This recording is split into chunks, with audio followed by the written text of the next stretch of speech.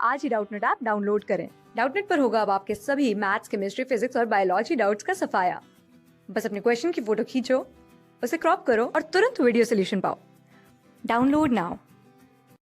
आइए देख लेते हैं जो हमारा सवाल है वो हमसे क्या पूछ रहा है।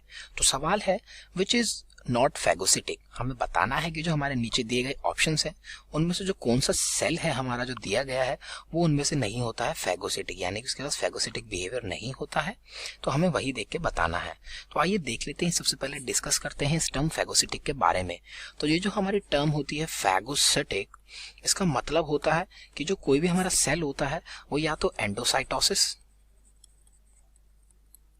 या फिर कोई और दूसरे प्रोसीजर से क्या करता है, जो भी हमारा पैथोजन होता है, जो हमारा पैथोजन है वो कुछ भी हो सकता है, बैक्टीरिया हो सकता है, वायरस हो सकता है, या कोई भी मैक्रो मॉलिक्यूल हो सकता है, उसको अपने अंदर ले लेता है, फैगोसाइटोस कर लेता है एंडोसाइटोसिस से या किसी और प्रोसीजर से।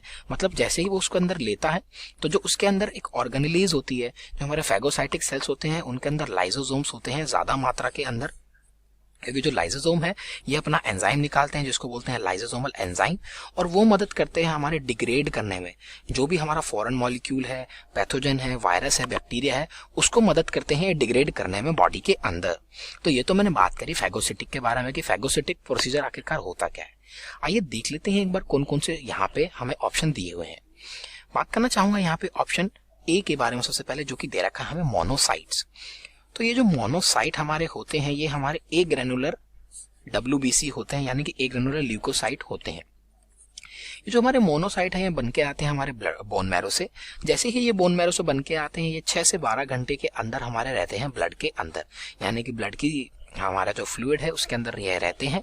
और जैसे ही एक दिन हो जाता है 12 घंटे, 6 से 12 घंटे हो जाते हैं, ये हमारे चले जाते हैं टिश्यूज के अंदर।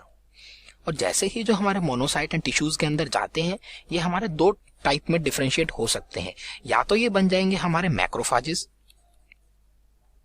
या फिर ये बन जाएंगे हमारे डेंड्राइटिक सेल्स।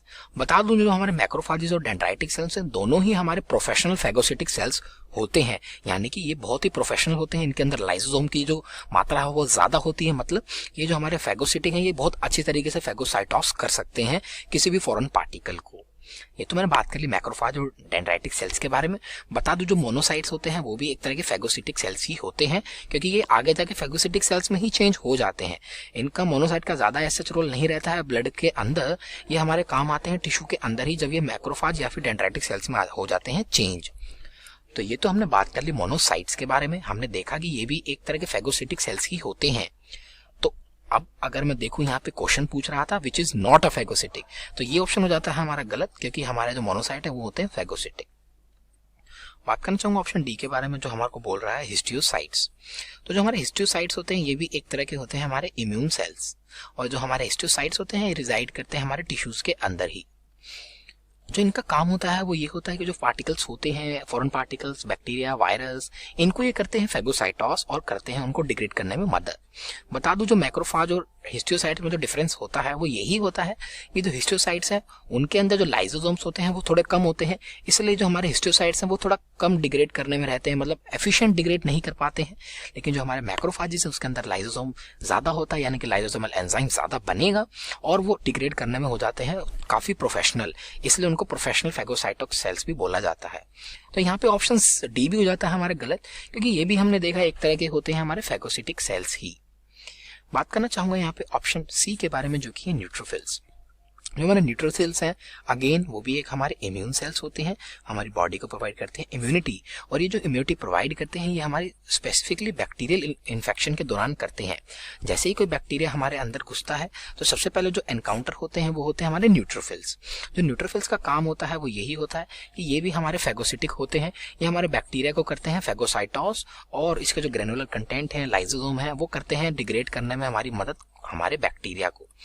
तो ये तो हमने देख लिया न्यूट्रोफिल्स के बारे में भी। न्यूट्रोफिल्स भी हमारे एक फैगोसिटिक सेल्स होते हैं, इसलिए यहाँ पे ये भी हो जाता है ऑप्शन गलत, क्योंकि हमें बताना है कौन से इसके अंदर फैगोसिटिक नहीं होते हैं। बात करते हैं ऑप्शन बी के बारे में, जो कि लिम्फोसाइट और बेसोफिल्स। तो जो हमारे लिम्फोसाइट्स होते हैं वो बेसिकली दो टाइप के होते हैं हमारे, एक होते हैं हमारे बी सेल और एक होते हैं हमारे टी सेल। तो जो हमारे बी सेल होते हैं वो रिस्पॉन्सिबल होते हैं एंटीबॉडी बनाने के लिए, और जो टी सेल होते हैं वो हमारे किल करते हैं हमारे सेल्स को, जो कि हमारे ऑल्टर्ड सेल्स होते हैं हमारी बॉडी के अंदर, उनको।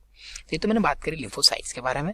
बात करूं अगर बेसोफिल सेल्स के बारे में, तो जो हमारे बेसोफिल सेल्स होते हैं ये हमारे मदद आते हैं ड्यूरिंग इन्फ्लामेटरी रिस्पॉन्सेज। जब भी इन्फ्लामेटरी रिस्पॉन्सेज होते हैं तो वहाँ पे बेसोफिल सेल्स होते हैं, और इनका जो मेन काम होता है वो होता है डीग्रेनुलेशन का, यानी कि ये डीग्रेनुलेट होते हैं, अपना ग्रेनुलर कंटेंट बाहर छोड़ देते हैं अगर इनको स्टिमुलस मिलता है, और ये रिलीज करते हैं फार्माकोलॉजिकल एक्टिव कंपाउंड्स, जो कि होते हैं हमारे जैसे कि हिस्टामिन, हेपरिन, सेरोटोनिन या फिर नॉरएपिनेफ्रिन। ये जो हमारे कंपाउंड्स होते हैं एज अ मेडिसिन भी यूज होते हैं, इसलिए इनको बोला जाता है फार्माकोलॉजिकल एक्टिव कंपाउंड्स। बता दूं जो हमारे, जैसे कि हमने इन दोनों के बारे में ही यूजेस देख लिए, एक एंटीबॉडी सिक्रीट करता है, एक हमारे ऑल्टर्ड सेल को किल कर रहे हैं, एक डिग्रेनुलेट होकर हमारे इन्फ्लामेटरी रिस्पॉन्स जनरेट करते हैं। यहाँ पे हमारी कोई फेगोसिटिक की बात नहीं हुई है। तो जैसे कि जो हमारा राइट आंसर होता है दिए गए सवाल के लिए, वो जाता है हमारा option B, that is lymphocytes and basophil, क्योंकि ये दोनों ही सेल्स हमारे फेगोसिटिक नहीं होते हैं, मतलब कि ये फेगोसाइटोस करके हमारे डिग्रेड नहीं करते हैं पैथोजन को। So the right answer is option B, lymphocyte and basophil. Thank you. Class 6 से 12 से लेके नीट, IIT, JEE मेंस और एडवांस के लेवल तक 10 मिलियन से ज्यादा स्टूडेंट्स का भरोसा। आज ही डाउनलोड करें डाउटनेट ऐप या व्हाट्सएप कीजिए अपने डाउट्स 8400 400 400 पर।